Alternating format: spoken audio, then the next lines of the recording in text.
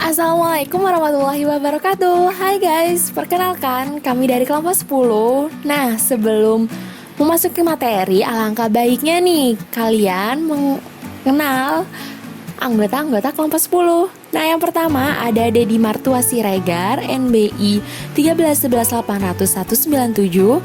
Kemudian dilanjut ada Naufal Adi Pratama, NBI 131180225. Ada juga Dimas Agung Firmansyah, NBI 131180206. Dilanjut ada Ika Sinta Utami Nur Agustin, NBI 131180196. Dan yang terakhir saya sendiri, Renani Gali Nugrahani, NBI 131180213. Nah, yuk, karena kita udah perkenalan, langsung aja dicek video materi yang akan kita sampaikan. Nah, yang pertama nih, kalian udah tahu nggak sih apa itu waris? Nah, waris sendiri itu sudah dijelaskan di dalam pasal 830 Kitab Undang-Undang Hukum Perdata yang disebutkan bahwa pewarisan hanya berlangsung kepada kematian atau dikarenakan dan disebabkan oleh kematian.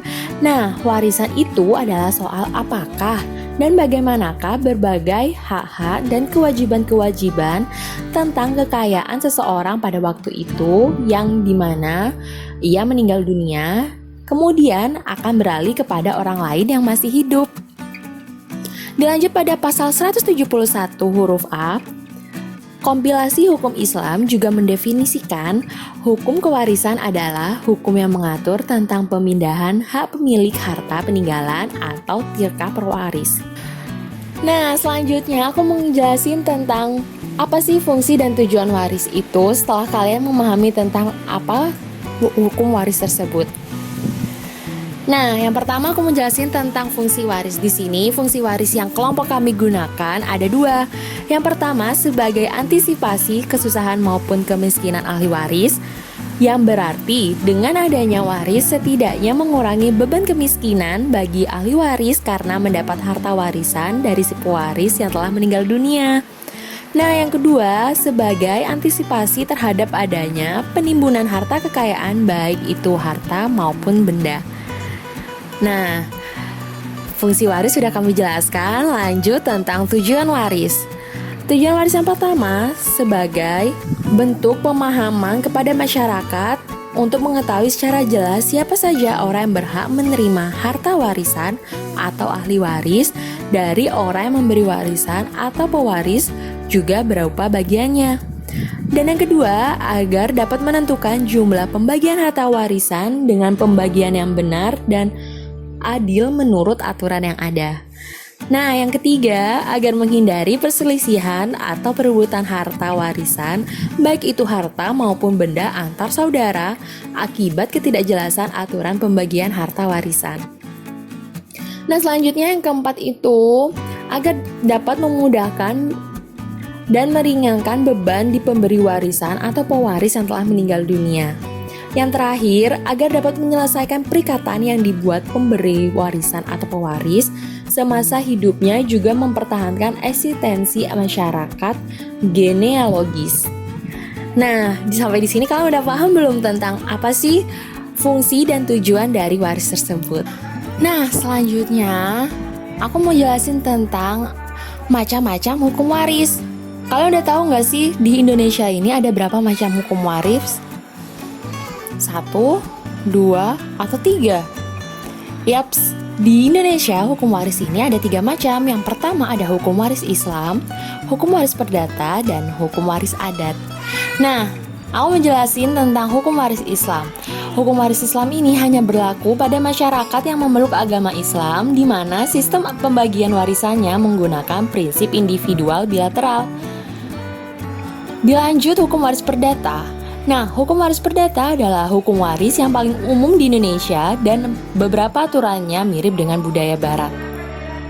Untuk yang hukum waris adat ini adalah hukum waris yang diyakini dan dijalankan oleh suku tertentu di Indonesia. Dan pada dasarnya pewarisan ini terjadi hanya karena kematian. Nah, siapa saja sih yang termasuk di dalam ahli waris ini?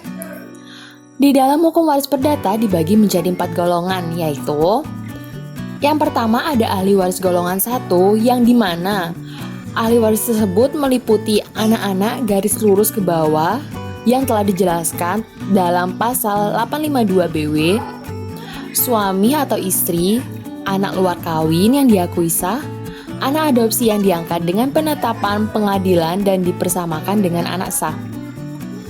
Yang kedua, ahli waris golongan kedua yaitu waris golongan kedua ini merupakan keluarga dalam garis lurus ke atas meliputi orang tua, saudara-saudara laki-laki dan perempuan serta keturunannya.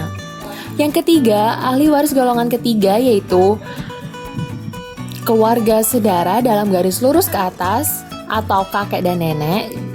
Dan jika si pewaris tersebut tidak meninggalkan keturunan maupun suami atau istri, orang tua, saudara-saudari maupun keturunannya. Yang keempat, ahli waris golongan keempat yaitu saudara-saudari dari kedua orang tua si pewaris atau dapat juga golongan ketiga dan keempat bersamaan mewaris dalam pasal 858 BW. Nah, kalau tadi aku sudah menjelaskan tentang siapa saja yang dapat menerima ahli waris tersebut, selanjutnya aku akan menjelaskan tentang apa ada orang yang tidak dapat menerima warisan. Tentu ada dong, ini dia penjelasannya. Nah, beberapa orang yang terhalang mendapat harta warisan yaitu seseorang yang telah dihukum karena membunuh atau mencoba membunuh si pewaris. Selanjutnya, seseorang yang dengan keputusan hakim pernah dipersalahkan memfitnah pewaris berupa fitnah dengan ancaman hukuman 5 tahun atau lebih berat. Kemudian juga ada nih seseorang yang karena kekerasan atau perbuatan telah mencegah si pewaris untuk membuat atau mencabut surat wasiatnya. Nah, yang terakhir, seseorang yang menggelapkan, merusak, atau memasukkan surat wasiat pewaris. Nah, itu dia penjelasan dari kelompok kami tentang bagaimana cara pembagian hukum waris, apa itu hukum waris, dan siapa saja sih yang bisa mendapatkan waris tersebut. Semoga penjelasan dari kelompok 10 ini dapat membantu kalian semua memahami tentang warisan. Sekian dan terima kasih. Assalamualaikum warahmatullahi wabarakatuh.